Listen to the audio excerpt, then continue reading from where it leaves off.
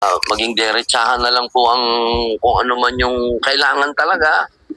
Huwag na po nating intindihin kung sino yung nakaupo, kung sino. Sa amin naman po, wala nang politika eh. So totoo lang po, hindi na namin iniintindi ng aming chairman kung ano pa yung politika mo, o ano yung politika niya. Magsasaka na lang po ang isipin natin, boss. Kung ano po ba, sa ngayon, magkano po ang kailangan ninyo. Ang initial nga po na request namin, kahit na nasana huwag kaming dagdagan kung balik man lang po sana yung pantay doon sa aming GAA po noong nakaraang taon.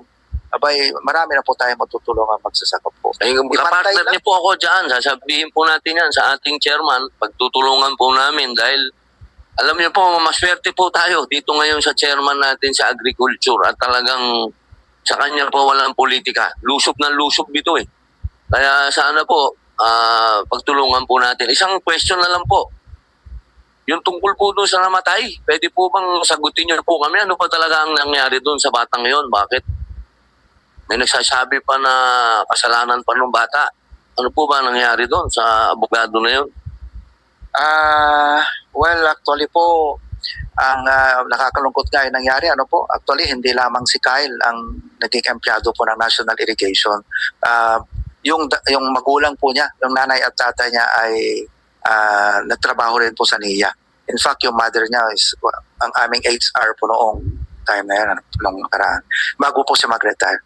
Ang NIA po ay mariin po kinukundena yung nangyari kay Kyle, at nakakalungkot lamang po na kami yung naituturo. But ang totoo po niya, nung tinignan po nga ho yung post ni Kyle sa kanyang Facebook, yung kanyang mga binabatikos, ay doon yung aming print po namin may isang dangkal yung binabatikos siya na iba't ibang ahensya.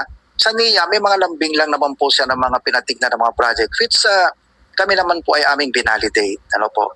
Ibig niyo pong sabihin, hindi lang po yung corruption daw sa inyo. Daw po wala po akong sinasabing meron. Daw, sabi na po ni Kyle na meron daw pong corruption sa inyong tanggapan. Hindi po kami. In fact, yung kanyang mga issues, meron na po kaming press release sa agency. Makikita niyo sa aming Facebook account. Pinapakita nga po namin yung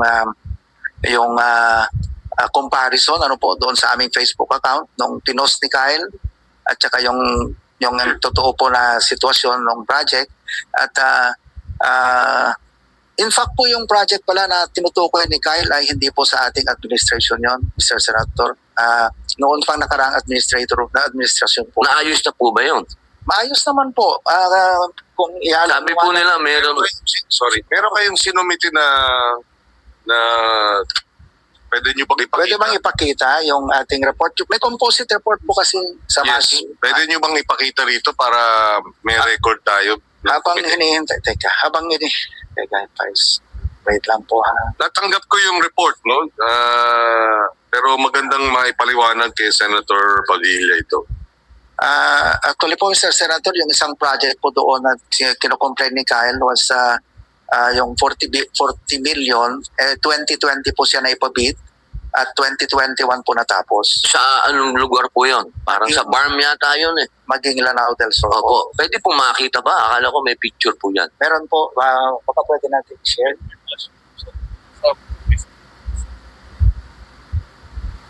Pinigay sa akin ito. Itong report natin. Andito sa atin. Wala kayong nito? Meron. May i-copy ito sa parents po sa media sa pwede. Ayun yan. Dito na lang para makita ng sarap. Hindi nyo kayang ilagay dito? Para for the record? Kaya ang totoo niyan, Mr. Chair, ay kung tutuusin mo, yung kanya naman binabati ko hindi naman sa ating administrasyon. So, kaya nga binigyan namin din ng pansin ito. Naayos po ba niyo? Sa administrasyon niyo, naayos po ba yung nirereklamo niya? Meron pong na-damage lang noong 2023 po kasi. Administrasyon niyo na yun? Yes, sir. Naayos po ba niyo? Ang 2024 na po namin naayos kasi wala po kaming QRF fund ng 2023. So, 2024 naayos na po yan. So, ayos na po? Opo, ayos po. Ano pong sabi niya bago siya yun po ba nabawi niya na naayos niyo? Pwede po ba nating sino bang kasi boss, kayo yung kumaga last touch. Kayo yung last touch eh. Oo. Tama po yan. Anyway po, nandito po yung aming representative po ng Mindanao projects, ano po, yung overall projects namin sa Mindanao. Nasaan Si po? Ma'am Salome, baka pwede ho natin, kasi sila po yung nag-validate noong project dati. Bilisan po natin. Baka 3 minutes na lang ako. Dapat hindi kasama Actually, po yung Senator sagot namin. Padilla, ikaw lang ang nag-reserve, kaya mas pwedeng i-extend yung inyong 10 minutes. Salome, magandang ano po sa inyo hapon. Pwede niyo po bang bigyan kami ng kaliwanagan dito? Dahil sa Mindanao po ito nangyayari. Alam niyo naman po na lugar ko din po yon. Good afternoon po, Honorable Chairperson and Honorable Senator Robin Padilla. I am Salome Naragas Layasan.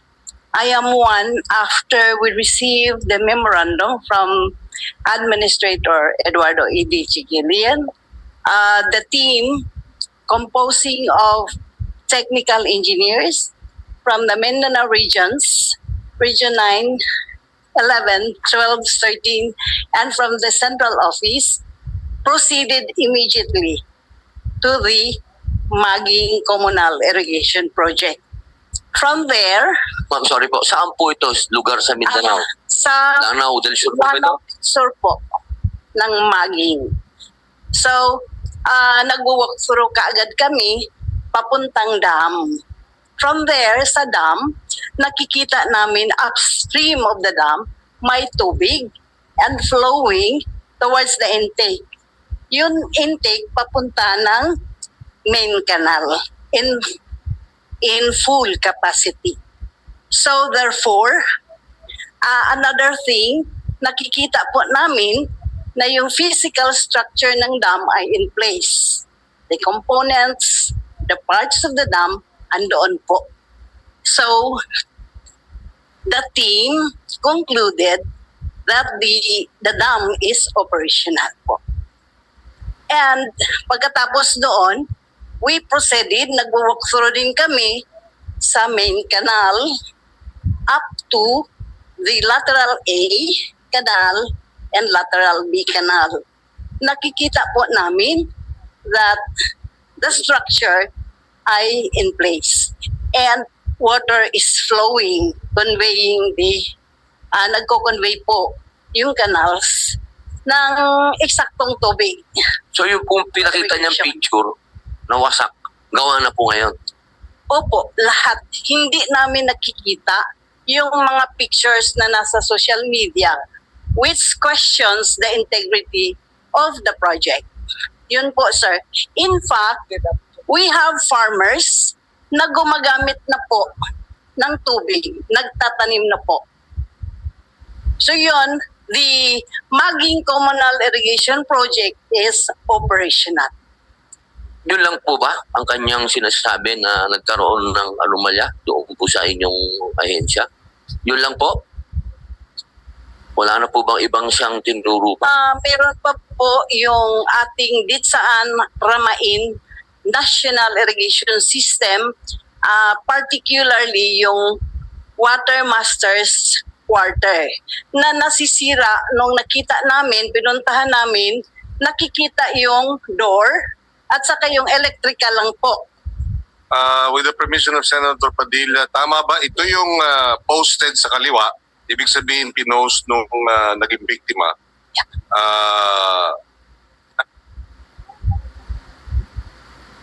Itong sa kanan, yan ang as of October 13, 2025. Tama ba?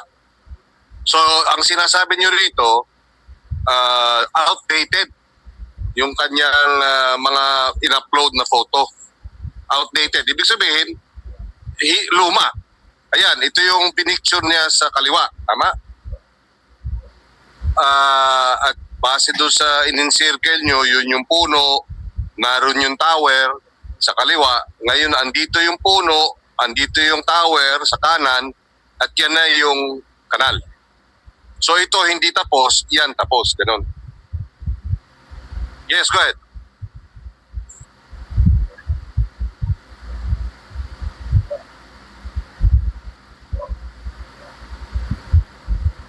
Natabunan po yung kanal. So, after that, yun with yung sinasabi kanina ni Administrator na in 2024 inayos po. So that's why we have that picture to the right na restored na po. Yun yung nakikita na namin. So ito rin, yung tapos na yan. Ayan. Please use the microphone, Administrador. Yung kanal po kasi, kung mapansin niyo po, naka-slope. So nung bumaha po, nataburan siya ng lupa, pero nasira yung kanal. Pero naayos din po. Yan ang sinasabi na. Okay, so can we go back to that one, yung kaninang, yan. So itong sa kaliwa, pagkatapos ng kalamidad. Tama? Yeah. Kaya ganyan ang itsura. Yes. Hindi naman dahil substandard yun, ano? Lalong hindi po ghost, Mr. Chair. So hindi ghost. Hindi ghost. Pero hindi rin substandard. Actually po, Mr. Chair, kung pwede lang, kasi ang sistema po namin sa NIA, kapag nag-validate po kami, hindi lang yung project, kinakausap po namin yung tao, yung mga irrigators association natin. Meron din pong interview dyan, kung pwede lang namin i-play, para makita nyo pati yung, kung ano yung problema nila. Tinatanong namin. Teka, sino tong nandito sa kaliwa? Siya ba yun? Siguro po. Hindi, yung sa kaliwa. Yung nagpicture ng merong...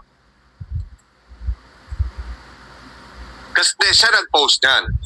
Hindi natin alam kung siya yan. Pero siya nag-post niyan. At ang kanyang... ba't wala?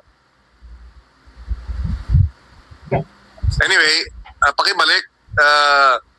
At ang sinasabi niya dyan sa post niya doon sa kaliwa, hindi kompleto, hindi ayos. Pero nung as of October 13, pinakita ninyo ulit sa pangalawang picture na tapos at gumagana. Kasi namatay siya o pinatay siya October 10. So itong pag-check nyo, 3 days later. I have to say po, Mr. Chair, pag kami natatanggap kami mga report, kahit sa social media lang, nagpa-validate po kami. So may mga validation po kami per region. Kaya lang dito sa case na ito, hindi namin ginamit yung region kasi nga gusto namin malaman yung katotohanan. So kung napansin nyo po, lahat ng regions doon may team, may pinadalang team. Puwera po yung... Jacob, isang membro ng Maging Lanao del Sur Proper FIA Association. Po namin na itong irrigation ay na-implement dito sa aming lugar dahil malaking tulong po ito sa aming mga magsasaka. Lalo na sa aming mga palayan. Kung dati po ay nakakapagtanim lang kami ng isa sa isang taon, ngayon po ay nagagawa na namin 3 dahil po dito sa irrigation na to at naging pasasalamat namin sa National Irrigation Association. Regarding po dito sa irrigation, sa tuwing may maintenance po dito, nagtutulungan po yung yun po yung NIA at saka kaming mga association member na nagtutulungan sa kanila po yung materials at sa amin po yung service. Kami po yung gumagawa sa kanila ng gagaling materials para may saayos tong irrigation na ito. Para tuloy-tuloy yung daloy at tuloy-tuloy yung Amin pong hiling ng mga magsasaka, sana po ay kung mayroon pang improvement na pwedeng italaga nila ay gawin nila at saka sana po lahat ng mga magsasaka sa buong Pilipinas ay malagyan po ng irrigation dahil malaking tulong po ito sa kanila at maging pasasalamat po ito. Kami po ay nananawagan sa National Irrigation Association na sana po ay kaming mga magsasaka magkaroon ng kahit kunting mga kagamitan sa pagsasaka, like yung harvester, yung tractor at saka yung fertilizer po. Kasi minsan po doon kami nalulugi sa fertilizer dahil sa mahal po ng fertilizer, hindi namin makuha yung halaga niya. Kapag nag-aani kami, minsan tabla. Sana po matulungan nila kami kahit konti po at saka yung mga ibang kagamitan po. Salamat, maraming salamat. Mr. Chair, Anong tanim nila? palay po. Palay. Okay, go ahead. Actually po, kaya namin pinami-interview. Before you proceed, we'd like to acknowledge the presence of the chairperson of the Senate Committee on Finance, Senator Win Gatchalian. Thank you for joining us. Go ahead. Actually po, pag nag-interview kami ng mga IAs po, para rin malaman po ano talaga yung kailangan nila, yung actual na kailangan. And usually po, of course, yung additional sa irrigation nila and yung ating mga farm inputs, yung mga yun po yung Chairman, mabalik lang tayo. Yes, go ahead. Sa napatay. So masasabi niyo po talaga na sa inyo pong ahensya wala pong nangyaring anomalya. Opo, gusto ko lang pong idagdag. Kasi Mr. para Chair. maliwanagan po natin, dahil alam niyo po, tinawag po ang atensyon namin kasi ng mga grupo. Marami pong grupo ang humihingi ng tulong at humihingi ng hustisya. Pati po yung mga samahan ng abogado, may mga fraternity. Kaya gusto po namin liwanagin. Kasi siyempre, kayo po yung naituturo eh.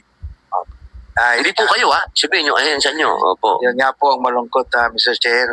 Actually, nung mangyari po yan, sumulat kami kaagad sa PNP, sa CIDG, sa NBI, at nag-usap-usap na po yung union ng mga empleyado ng SANIA at top management.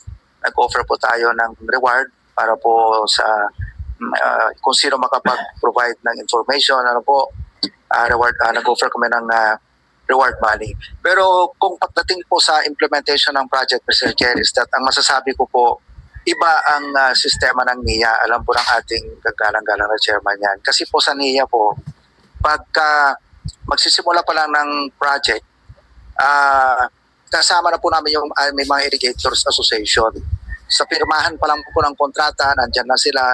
Meron pa po kami tinatawag na pre-construction conference na kung saan ina-explain ng NIA sa ating IAs, sa municipal agriculturist at sa municipal engineer, yung scope of works.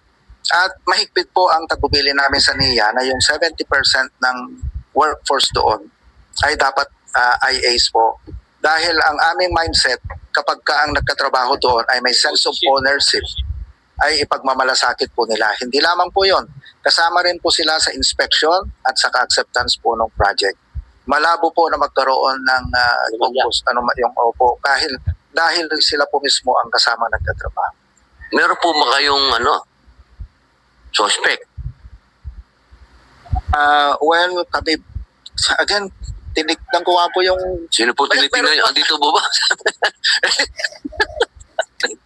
yung Mr. Chair, isasabit namin sa inyo yung kanyang post. Ano po, ang dami kasi lahat ng ahensya, lahat ng agency. Pag sinabi mong lahat, anong lahat? I mean, Senate, Congress, DPWH, DOH, lahat po may po na po si Kyle. Kaya po nalulungkot kami at kami nga po yung ituturo. Although tumutulong naman po kami at lahat naman po ng kooperasyon sa PNP at saka sa NBI binibigay naman natin para ma-resolve din po yung kaso. Base doon sa informasyon ng PNP, parang di ba, lumalabas hired assassins kasi riding in tandem ata, no, ang pumatay sa kanya. Yung incident report sa Cagayan de Oro. So, well, kung ganun nga, di ibig sabihin merong nasa likod na talagang tiniyak na yun. No? May nagbayad para gawin ito. In other words, meron talaga siyang kabangga. No? Kaya nga yun ang tinatanong natin. At isa sa mga news reports, yun na nga, corruption sa NIA ang posibleng anggulo. No? Kaya nga nais nating ma-clarify ito. Mr. Chair, gusto ko pong ulitin, na yung kanyang tinutukoy ng mga projects ay projects ng previous administration. Sila ang nagpundo, sila nagpabid, natapos nga sa previous administration, kaya nga, bakit naman kami masasaktan? Kami naman po ay nag-invest. Napatay sa administrasyon mo eh. Huwag mo na ituro yung dating administrasyon, ba? Lumang tugtugin na yan. What you mean, sir, is that Sino ba yung taga Mindanao na mo dito? Region 10. Region 10. What is your name, sir? Hello po, Mr. Chair. Larry Pranada po. Sir, ano ba ang balita dyan? Wala ka bang naaamoy dun? Sa ngayon po, under investigation po. First na nag-imbestiga sa amin. Pero kilala mo siya, di ba? Sigurado. Yes po, sir. Anong pagkakakilala mo naman kay Sir? Siya po ang aming Investigator, parang ganon, di ba? legal researcher po. O researcher. So, Yes. magaling mag-research yun. Di ba, Sir? Researcher, pabihira naman. Researcher Oh, na eh. Pero under po siya sa legal team po namin. Oh, pero researcher. Yes po. Hindi siya abogado, researcher, Yes po. Hindi po siya abogado. Mm. Low graduates. law graduate. Okay, Yes. go ahead. Mr. Chair, Mr. Chair, ito po yung post niya. Ito